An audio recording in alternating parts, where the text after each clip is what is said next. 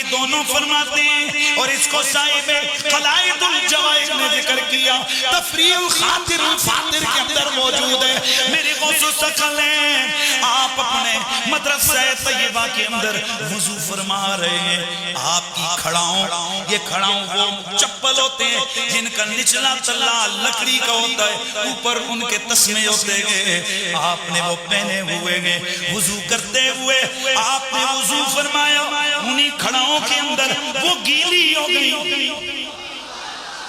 تاکہ آپ نے کھڑاؤں پہنی، 2 رکعت نماز نفل ادا کیے۔ اس کے بعد اچانک آپ نے ایک کھڑاؤں ہوا میں پھینکی، وہ ہماری نظروں سے غائب ہو گئی، پھر دوسری کھڑاؤں کو اچھالا، وہ بھی ہماری نگاہوں سے غائب ہو گئی۔ 3 دنوں کے بعد ایک قافلہ بغداد آیا،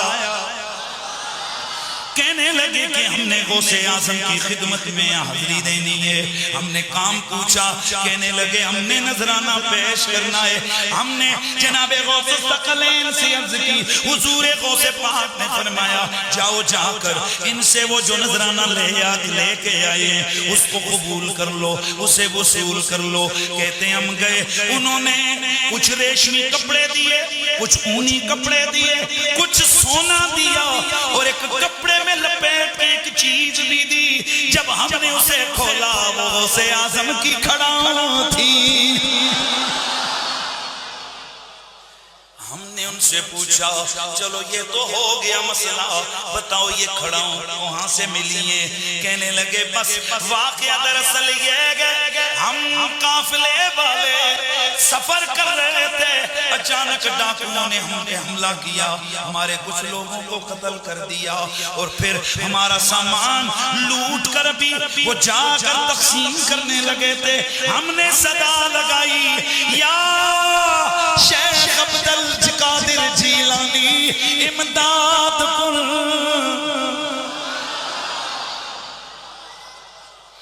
ہم نے غوث ثقلین کو مدد کے لیے پکارا، بس پھر تھوڑی دیر گزری کہ اچانک ایک زوردار 2 آوازیں آئیں، اتنے میں وہ ڈاکو دوڑے دوڑے ہماری طرف آئے، آ کر کہنے لگے بس اپنا مال لے لو، اپنا مال لے لو، اپنا مال لے لو، اور آ کر دیکھو ہمارا کیا حال ہوا۔ کہتے ہیں جب ہم گئے انہوں نے سارا مال واپس کر دیا۔ ہم نے دیکھا کہ وہاں 2 ڈاکوؤں کے سردار مرے پڑے گئے، ایک کھڑاؤں ایک کے سر کے پاس ہے، دوسرے کے پاس ہے۔ ہم اٹھا کر یہ لے آئے۔ ہم نے سوچا چلو کچھ بار گئے وصیت مآب میں نذرانہ پیش کرتے ہوئے چلیں، تو پھر ہم کیوں نہ کہیں امداد کن، امداد کن۔ تفریح الخاطر الفاطر کے اندر اسی طرح کے واقعہ علامہ عبدالقادر اربلی نے ذکر کیا۔ آپ فرماتے ہیں کہ ایک حضور غوث پاک کی مریدنی تھی، اللہ نے اسے بڑا حسن و جمال عطا فرمایا ہوا تھا۔ ایک دن وہ اپنے کسی کام کی غرض سے کہیں جا رہی تھی، ایک ویرانے میں پہنچی، وہاں ایک فاسق و فاجر شخص اس کے اوپر حملہ آور ہو کر اس کی عزت کو پامال کرنے کی در پہ ہو گیا۔ جب یہ عاجز آئی کہنے لگی یا غوث اعظم الغیاث، الغیاث یا غوث ثقلین، اے غوث پاک مدد کا وقت ہے، مدد کیجئے۔ فرماتے ہیں کہ حضور غوث اعظم مدرسے میں وضو فرما رہے تھے، آپ نے وضو کرتے کرتے کھڑاؤں اٹھا کر پھینکی، وہ کھڑاؤں توجہ رہے، وہ کھڑاؤں ہماری نگاہوں سے غائب ہو گئی۔ پھر وہ عورت غوث ثقلین کی خدمت میں آئی، اس نے واقعہ بتایا کہ جب محب کس مجبور ہو چکی تھی، اتنے میں کھڑاؤں آئی، اس نے آ کر اس فاسق کے سر کو کوٹنا شروع کیا، اس کے سر پہ برابر لگتی رہی یہاں تک کہ وہ گر پڑا۔ یا غوث اعظم، پتہ نہیں بات نہیں، وہ میں ابھی وہ ایک دعوت اسلامی والوں نے کتاب چھاپی ہے کرامات غوث اعظم شیخ عبدالقادر جیلانی، اس میں لکھا ہے کہ ایک مرید تھا، تو وہ اس نے نا ان کی وہ جو لوٹا تھا نا اس کی ٹوٹی قبلہ رخ نہیں رکھی ہوئی تھی تو کو کتنے پہنچ دے جائے تو وضو کروا کے اس نے لوٹا ایسے ہی رکھ دیتا بیچارے کو مطلب غلطی ہو گئی انہیں جناب ایک نگاہ ماری تو مرید جلال کتاب نہ لاتے ہوئے جہاں بحق ہو گیا یہ لکھا ہوا ہے اچھا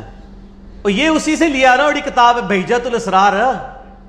بہجت الاسرار جو ہے نا ایک سائیکلوپیڈیا شیخ عبدالقادر جیلانی کی کرامات کا اسی سے یہ نقل کیا ہوا ہے اچھا کہتے ہیں جناب پھر انہوں نے ایک نگاہ لوٹے کی طرف ماری اس کی ٹوٹی سی میں کہ یار وہ پہلی لوٹے تھے مار دیتے مسئلہ ہی حل ہے مدہ پا جاتا جھوٹ ہے یعنی یہ ہم مذاق شیخ عبدالقادر جیلانی کا نہیں اڑا رہے ان کی طرف جھوٹ منسوب بالکل اسی طرح ان کی طرف انہوں نے جھوٹ منسوب کیا کہ انہوں نے کہا ہے میں مشرق میں ہوں یہ بہجت الاسرار میں لکھا ہے میں مشرق میں ہوں اور میرا مرید مغرب میں ہو اس کا ستر کھل جائے تو میں اس کا ستر ڈھانپ دوں گا تو میں نے اس پہ ان کو کہا تھا کہ یار اگر آپ اتنے کانفیڈنٹ ہیں ٹھیک ہے جی آپ کانفرنسز کراتے ہیں شیخ عبدالقادر جیلانی کے نام کے اوپر آپ اگر اتنے کانفیڈنٹ ہیں کہ میں سچا قادری ہوں سچا قادری ہوئے گا جو پائی جی میڈیا دے کیمرے سامنے لوائے اور پھر کہ جی یا شیخ عبدالقادر جیلانی اور نال ہی اپنی تہمت کھول دے تو وہ آگے ویسے میرا مشورہ یہ کرنے سے پہلے آپ انڈر ویئر پہن لیجئے گا کیونکہ مجھے 100% یقین ہے کہ آپ جو ہے آپ کو بے عزتی کا سامنا کرنا پڑے گا جب ہم یہ مذاق اڑاتے ہیں یہ کہتے ہیں بزرگوں کا مذاق اڑا رہے ہیں ہم بزرگوں کا نہیں اڑا رہے ہیں بزرگوں کا مذاق آپ نے اڑوایا ہے ہم نہیں کہتے کہ انہوں نے یہ باتیں کہی ہیں قصیدہ غوثیہ میں اتنے کفریات لکھے ہوئے ہیں اتنے شرکیہ باتیں لکھی ہوئی ہیں ان کا اسلام سے دور دور تک تعلق نہیں ہے اور جو انہوں نے متکبرانہ دعوے کیے ہوئے ہیں یعنی کوئی شخص اس طرح کا دعویٰ کر سکتا ہے کہ تمام اولیاء کی گردن پہ میرا پاؤں ہے جو بندہ اللہ کا نیک بندہ ہے وہ تو ڈرتا ہی رہتا ہے وہ یہ تو حضرت ابوبکر صدیق نے دعویٰ نہیں کیا کہ تمام صحابہ کی گردن پہ میرا پاؤں ہے ٹھیک ہو گیا اس طرح کے یہ سارے دعوے جھوٹے ان کی طرف منسوب ہیں انہوں نے یہ باتیں نہیں کی شیخ عبدالقادر جیلانی کی جو صحیح بات ہے وہ مجھے پتا ہے میں آپ کو بتا دیتا ہوں ان کو کسی نے بتایا کہ جی عید کا چاند نظر آ گیا انہوں نے کہا کہ عبدالقادر کی عید کا دن تو وہ ہوگا جس دن وہ اپنا ایمان بچا کے قبر میں اتر جائے یہ بات ایک شریف النفس آدمی کر سکتا ہے جو شخص یہ بات کر رہا ہے وہ یہ کیسے کہہ سکتا ہے کہ میں اس وقت تک جنت میں نہیں جاؤں گا جب تک سارے مرید نہ ساتھ لے جاؤں جھوٹ بول رہے ہیں نا تو ہم نہیں مانتے کہ انہوں نے یہ باتیں کی جیسے روافظ نے مولا علی علیہ السلام پہ جھوٹ باندھے ٹھیک ہو گیا خوارج نے مولا علی علیہ السلام پہ جھوٹ باندھے اس طرح انہوں نے بھی جھوٹ باندھے شیخ عبدالقادر جیلانی پہ مولا علی سے ہم محبت کرتے ہیں شیخ عبدالقادر جیلانی سے ہم محبت کرتے ہیں اور یہاں پر میں صرف اصلاح عقیدہ کے لیے کسی کو اٹیک کرنا مقصد نہیں ہے صرف لوگوں کے دماغ کھولنے کے لیے میں بات کروں گا کہ جن لوگوں کے یہ دعوے ہیں اپنے بزرگوں کے بارے میں کہ وہ ایک نگاہ مار کے جو ہے وہ دنیا زیر و زبر کر دیتے ہیں ان بزرگوں نے کب ہمارے کام آنا ہے کہ ہمارے محبوب صلی اللہ علیہ وآلہ وسلم کی عزت سٹیک پہ لگائی ہوئی ان کافروں نے یہ ایک نگاہ مار کے یوٹیوب سے ایک ویڈیو ڈیلیٹ کر کے بتا دیں